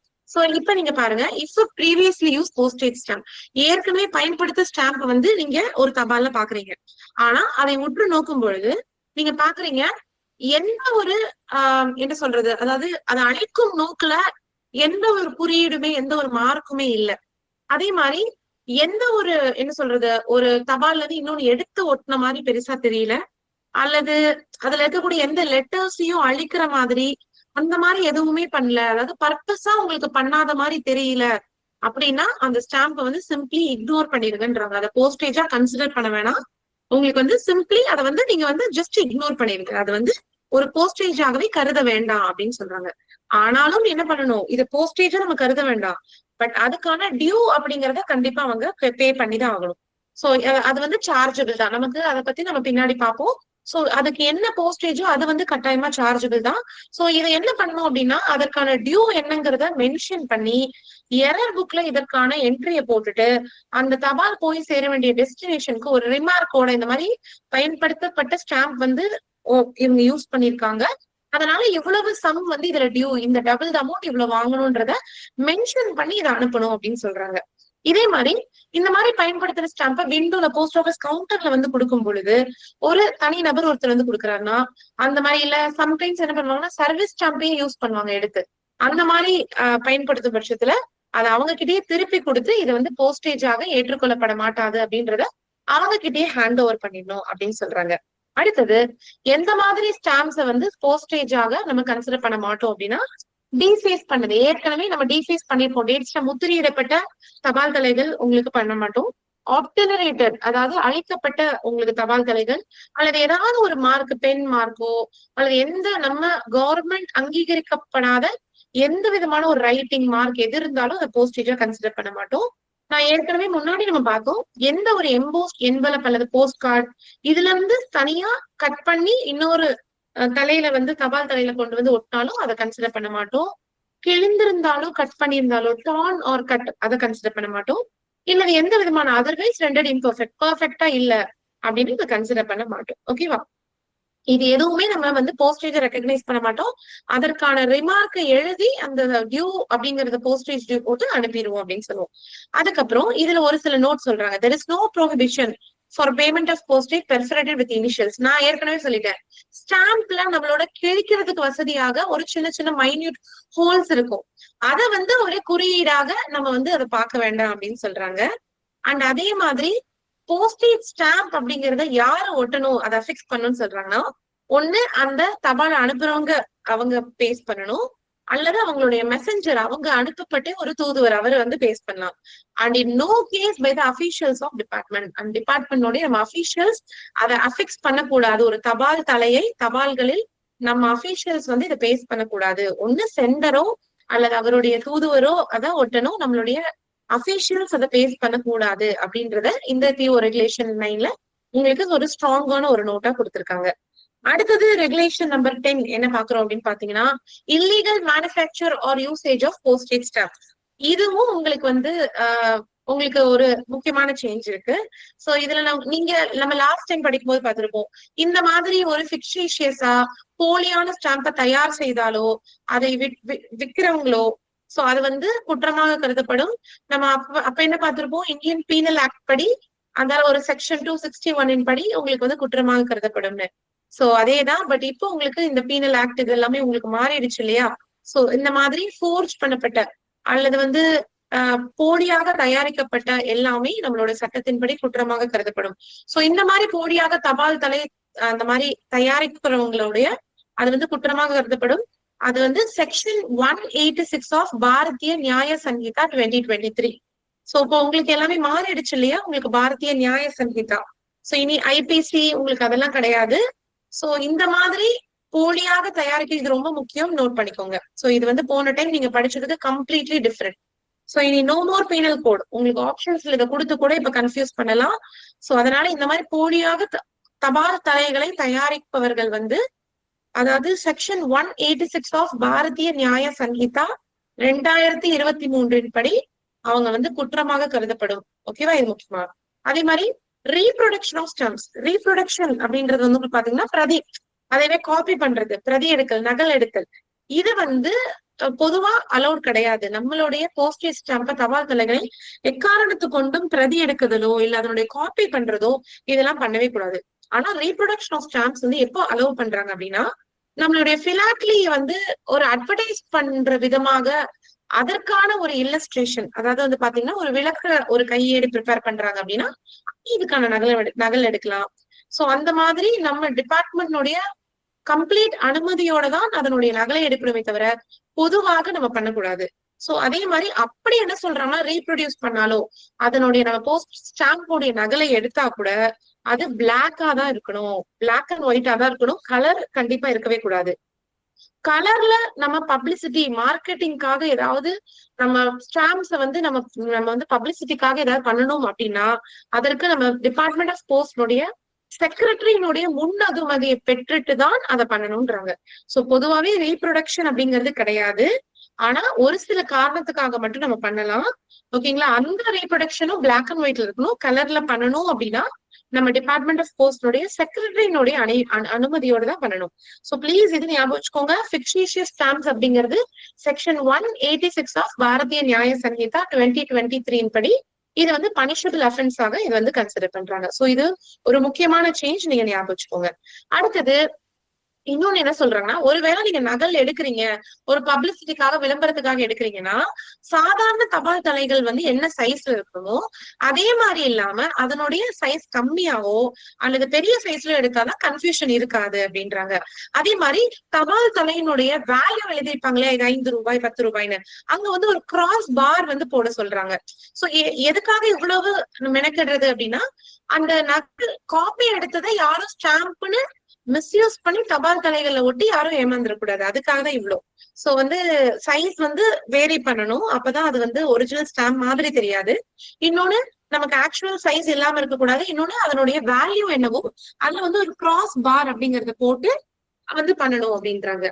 சோ ஒருவேளை ஆக்சுவல் சைஸ் நம்ம என்ன ஸ்டாம்பினுடைய சைஸ் என்ன சைஸ்ல இருக்கோ அதே மாதிரி யார் ஒருத்தர் கலர்ல அதை வந்து ரீப்ரொடியூஸ் பண்ணி திரும்பவும் நகல் எடுத்து அதை வந்து ப்ரொடக்ஷன் நம்ம ஸ்டாம்ப் மாதிரியே எல்லாருக்கும் பரப்புறாங்களோ அவர்களும் இதே செக்ஷன் 186 ஆஃப் பாரதிய நியாய சங்கீதா 2023 படி அதுவும் ஒரு குற்றமாக கருதும். சோ போலியா தயாரிச்சாலும் அதேதான். At the same time colour பண்றாங்க பிரதி, இதே நம்ம ஸ்டாம்பும் அதே சைஸ்ல அப்படியே கலர் பிரதி எடுத்து அதை வந்து யாருக்காவது வந்து நம்ம வந்து சேல்ஸ்க்கு பண்றாங்க அப்படின்னா அதுவும் இதே செக்ஷனின் படி குற்றமாக கருதப்படும். சோ இதுதான் வந்து பாத்தீங்கன்னா உங்களுக்கு வந்து section number 10 process of reproduction of stamps. So stamps பொறுத்த வரைக்கும் நமக்கு வந்து உங்களுக்கு வந்து என்ன சொல்றது அப்படின்னா நிறைய உங்களுக்கு கண்டிஷன் சொல்றாங்க. சோ இது என்ன சொல்றாங்க அப்படின்னா okay so process of reproduction of stamp இதுல என்ன சொல்றேன்னா நம்ம டிபார்ட்மெண்ட் ஆஃப் போஸ்டுக்கு மட்டும்தான் இந்த தபால் தலையை வெளியிடக்கூடிய ஒரு பிரத்யேக உரிமை, நமக்கு மட்டும்தான் இந்த ஒரு சாவரன் பிரிவிலேஜ் அப்படிங்கிறது நமக்கு மட்டும்தான் இருக்கு. சோ நம்ம மட்டும்தான் இதை அச்சிட முடியும், அந்த ஒரு பெருமை நமக்கே உரியது. சோ ஒருவேளை ஓகேங்களா இந்த தபால் தலைய சில பேர் வந்து பிரதியிடணும் அப்படின்னு நினைப்பாங்க. என்ன ஒரு பர்பஸ்க்கு அப்படின்னு பாத்தீங்கன்னா அப்படின்னா 2 விதமா சொல்றாங்க. இந்த மாதிரி ரீப்ரொடியூஸ் பண்ணணும், இதை நகல் எடுக்கணும் அப்படின்னு நினைக்கிறவங்க எந்த ஒரு கமர்ஷியலா எந்த ஒரு பிரதி எந்த ஒரு கமர்ஷியலா எந்த அவங்களுக்கு அதுக்கான எந்த பணமும் கிடைக்காது. சோ ஏதாவது ஒரு ஆட்டோ பயோகிராஃபி, ஒரு சுயசரிதைக்காகவோ இல்ல யாராவது ஒரு முக்கியமான பர்சனாலிட்டியை பத்தி ஒரு புக் போடும் பொழுதோ அதுக்கு இந்த தபால் தலைகளை லிங்க் பண்ணக்கூடிய ஒரு தேவைகள் இருக்கும். சோ அந்த மாதிரி ஏதாவது ப்ரொபோசல்ஸ் இருந்தால் அது டிபார்ட்மெண்ட் ஆஃப் போஸ்டுக்கு அனுப்பி நம்ம டிபார்ட்மெண்ட் அதை கேஸ் டு கேஸ் அனலைஸ் பண்ணி டைரக்டரேட்ல இந்த பிலாட்லி சம்பந்தப்பட்ட ஒரு ஆபீசர், பிடி நம்ம பிசினஸ் டைரக்டரேட் சம்பந்தப்பட்ட ஒரு ஆபீசர், பினான்ஸ் விங் இவங்களுடைய ஆலோசனையின் படிதான் இந்த தபால் தலையை நம்ம இவங்களுக்கு ரீப்ரொடியூஸ் பண்றதை அனுமதிக்கலாமா அப்படின்றதையெல்லாம் டிசைட் பண்ணி சொல்வாங்கன்னு சொல்றாங்க. சோ இதுவே அவங்களுக்கு ஒரு பெனிஃபிட் இருக்கு. ஏதோ ஒரு அவங்களுக்கு அது அந்த மாதிரி அந்த தபால் தலைகளை பத்தி எழுதி அதனால ஏதாவது ஒரு பணம் அதனால சம்பாதிப்பாங்க அப்படின்னு இருக்கிற அந்த மாதிரி கேசஸையும் நம்ம கிட்ட கொண்டு கொடுத்து நம்ம கமிட்டி, இந்த பிலாட்லி அட்வைசரி கமிட்டின்றத அந்த கமிட்டி கூடி இதை நம்ம அனுமதிக்கலாமா இல்லையான்றத நமக்கு சொல்லும். ஓகேங்களா?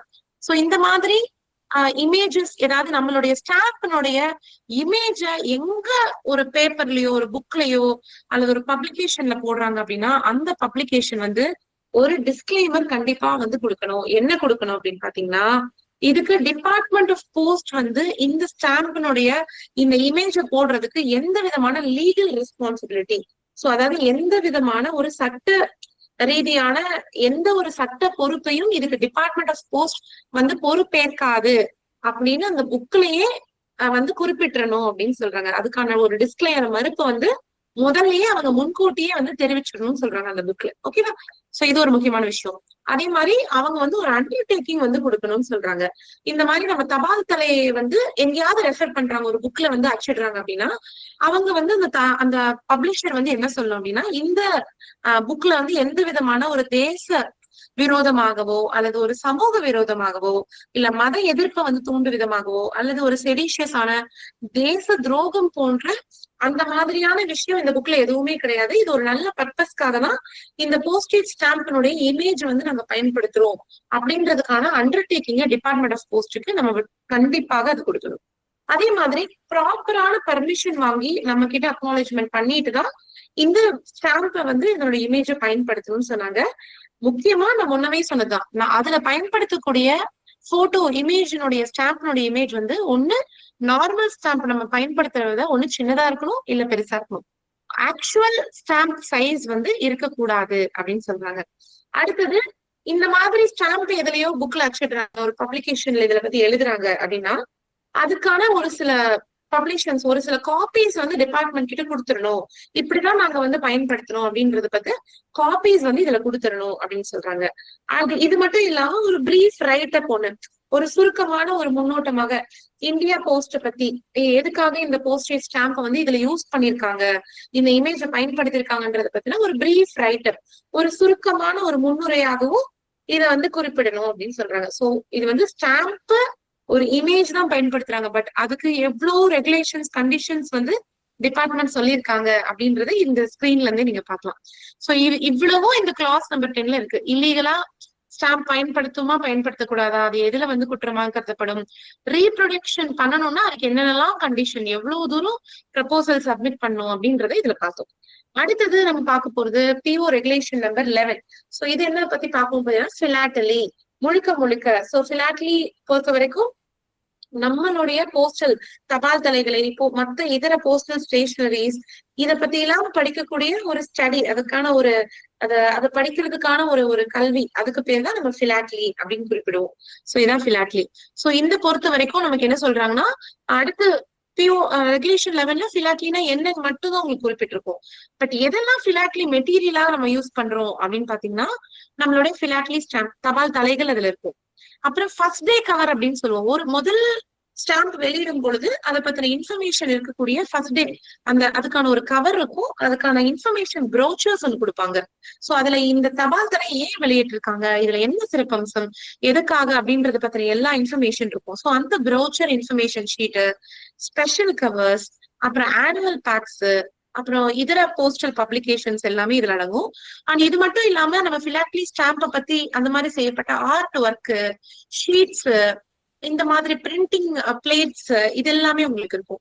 இது மட்டும் இல்லாம நம்மளுடைய போஸ்ட் மார்க்ஸ், நம்மளுடைய ஸ்லோகன் டைஸ், நம்மளுடைய ஸ்லோகனு, மற்ற விதமான கலை பொருட்கள், சோ இந்த பிலாட்லி சம்பந்தப்பட்ட இது அத்தனை மெட்டீரியலுமே நம்ம வந்து பிலாட்லி மெட்டீரியல் அப்படின்னு நம்ம வந்து சொல்லுவோம். ஓகேவா? சோ நான் ஏற்கனவே சொல்லிட்டேன், அதனுடைய ஒரு சின்ன சுருக்கமா தான் இருக்கும். ரெகுலேஷன் நம்பர் 13ல என்ன சொல்றாங்கன்னா issuance of postage stamps. So postage stamp நம்ம டிபார்ட்மெண்ட் வந்து என்னென்ன வகையான ஸ்டாம்ப்ஸ் வந்து நம்ம வந்து பண்றோம் அப்படின்னு சொல்லுவாங்க. முதல்ல நான் சொல்லிட்டேன் ஏற்கனவே உங்களுக்கு டெஃபினிட்டிவ் ஸ்டாம்ப்.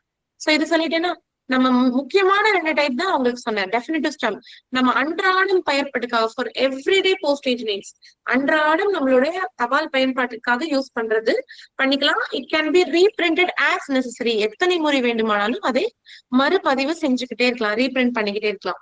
கமோமரேட்டிவ் ஸ்டாம்ப் நம்ம முன்னாடியே பார்த்த மாதிரி யாரோ ஒரு ஒரு ஒரு மரியாதை செலுத்தும் விதமா, ஒரு ஈவெண்ட், ஒரு நிகழ்வை மரியாதைப்படுத்தும் விதமாவோ, இல்ல ஒரு நபரை மரியாதைப்படுத்தும் விதமாகவோ, ஒரு நினைவு கூறத்தக்க ஒரு விஷயத்த அந்த மாதிரி, இல்ல தீம் பேஸ்ட் ஏதாவது ஒரு தீமை பொறுத்து அந்த மாதிரி குறிப்பிட்டு ஒரு பொருள் சார்ந்து இந்த மாதிரி இருக்கக்கூடிய எல்லாமே நம்ம வந்து கமோமரேட்டிவ் ஸ்டாம்ப் அப்படின்னு சொல்லுவோம். அடுத்தது ஸ்பெஷல் ஸ்டாம்ப்ஸ். நான் சொன்ன மாதிரி தீமேட்டிக் ஸ்டாம்ப்ஸ், அதாவது ஒரே ஒரு பொருள் சார்ந்த ஃப்ளோரா, இப்ப பூக்கள் சம்பந்தப்பட்ட மாதிரி ஒரு ஸ்டாம்ப்ஸ், அதுக்குன்னு ஒரு கேட்டகரி மாதிரி போகும். ஃப்ளோரா, ஃபானா, விலங்குகளை பத்தி, பூக்களை பத்தி, ஆர்ட், ஒரு சில ஆர்கிடெக்சர், இந்த மாதிரி ஒரு தீம் பேஸ் பண்ணி ஒரே ஒரு பொருளை கொண்டு அதுல ஸ்பெஷலா பண்றது எல்லாமே ஸ்பெஷல் ஸ்டாம்ப்ஸ் அப்படின்னு சொல்லுவோம். அடுத்தது நமக்கு இன்னொரு டைப் என்ன சொல்றாங்கன்னா joint issue stamps. So joint issue stamps அப்படின்னா என்னன்னா ஒரு 2 பேர் சேர்ந்த ஒரு மியூச்சுவல் அக்ரிமெண்ட், அதாவது 2 பேர் ஒரு பரஸ்பர ஒரு 2 கண்ட்ரிஸோ இந்த மாதிரி ஒரு 2 பேர் சேர்ந்து ஒரு பரஸ்பர ஒரு விதிமுறையோட டேர்ம்ஸ் அண்ட் கண்டிஷன்ஸோட 2 கண்ட்ரிஸ் சேர்ந்து, இப்போ ஒரு சில சமயம் நமக்கு என்னன்னா ஒரு சில இதெல்லாம் ட்ரீட்டி எல்லாம் சைன் பண்ணுவாங்க, 2 நாடுகளும் சேர்ந்து ஒரு சில அக்ரிமெண்ட் எல்லாம் சைன் பண்ணுவோம். சோ அதை வந்து கொண்டாடும் விதமாக நம்ம ஜாயிண்ட் இஷ்யூ ஸ்டாம்ப்ஸ் எல்லாமே பண்ணுவோம். சோ 2 நாடுகளுக்குள்ள இருக்கக்கூடிய ஒரு பரஸ்பர ஒரு விதிமுறையோட சேர்த்து இஷ்யூ பண்ற ஸ்டாம்ப்ஸ் அப்படின்னா நம்ம ஜாயிண்ட் இஷ்யூ ஸ்டாம்ப்ஸ் அப்படின்னு சொல்லுவோம். கடைசியாக நம்ம பாக்குறது மை ஸ்டாம்ப்ஸ். சோ இந்த மை ஸ்டாம்ப் அப்படிங்கிறது அவங்களோட போட்டோ போட்டு கஸ்டமைஸ் பண்ணி போட்டோவோ இல்ல வேற எந்த படம் நம்ம கொடுக்கக்கூடிய படத்தை ஒரு ஸ்டாம்ப்ஸா வெளியிடக்கூடிய இந்த கஸ்டமைஸ் பண்றதுதான் கஸ்டமைசபிள் ஸ்டாம்ப்ஸ். அதுக்கு பேரு மை ஸ்டாம்ப் அப்படின்னு சொல்லுவோம். சோ ஆக இந்த மாதிரி இத்தனை வகையான ஸ்டாம்ப்ஸ் அப்படின்றது நம்ம டிபார்ட்மெண்ட் பிரிண்ட் பண்ணுது. சோ முக்கியமானது டெஃபினட்டிவ், கமோமரேட்டிவ், அது இல்லாம special stamps, joint issue stamps and my stamps. So இந்த மாதிரி 5 விதமான ஸ்டாம்ப்ஸ் நம்ம வந்து ரிலீஸ் பண்றோம். ஓகேங்களா? சோ இப்போ நம்ம என்ன பண்ணிருக்கோம், 2 ல இருந்து 13 வரைக்கும் பிஓ ரெகுலேஷன்ஸ் நம்ம இந்த கிளாஸ்ல நம்ம பார்த்திருக்கோம். சோ இதோட இந்த கிளாஸ் நம்ம வந்து கம்ப்ளீட் பண்ணிக்கலாம். சோ அடுத்த கிளாஸ்ல இதனுடைய இதே மாதிரி ரெகுலேஷன்ஸ் இதனுடைய சம்பந்தப்பட்ட நம்ம அட்மினிஸ்ட்ரேட்டிவ் இன்ஸ்ட்ரக்ஷன்ஸ், நம்ம என்னெல்லாம் நிர்வாகத்துல வழிமுறைகளா எதெல்லாம் சொல்லியிருக்காங்க அப்படிங்கறத அடுத்து வரக்கூடிய கிளாஸ்ல நம்ம வந்து டெப்தா பார்க்கலாம். சோ இந்த கிளாஸ் நான் இதோட வைண்ட் அப் பண்ணிக்கிறேன். சோ இவ்வளவு நேரம் பொறுமையா கிளாஸ் அட்டென்ட் பண்ணவங்க எல்லாருக்கும் நன்றி. டவுட்ஸ் ஏதாவது இருந்ததுன்னா குரூப்ல போடுங்க, நம்ம கிளாரிஃபை பண்ணிக்கலாம். Thank you all, thank you so much.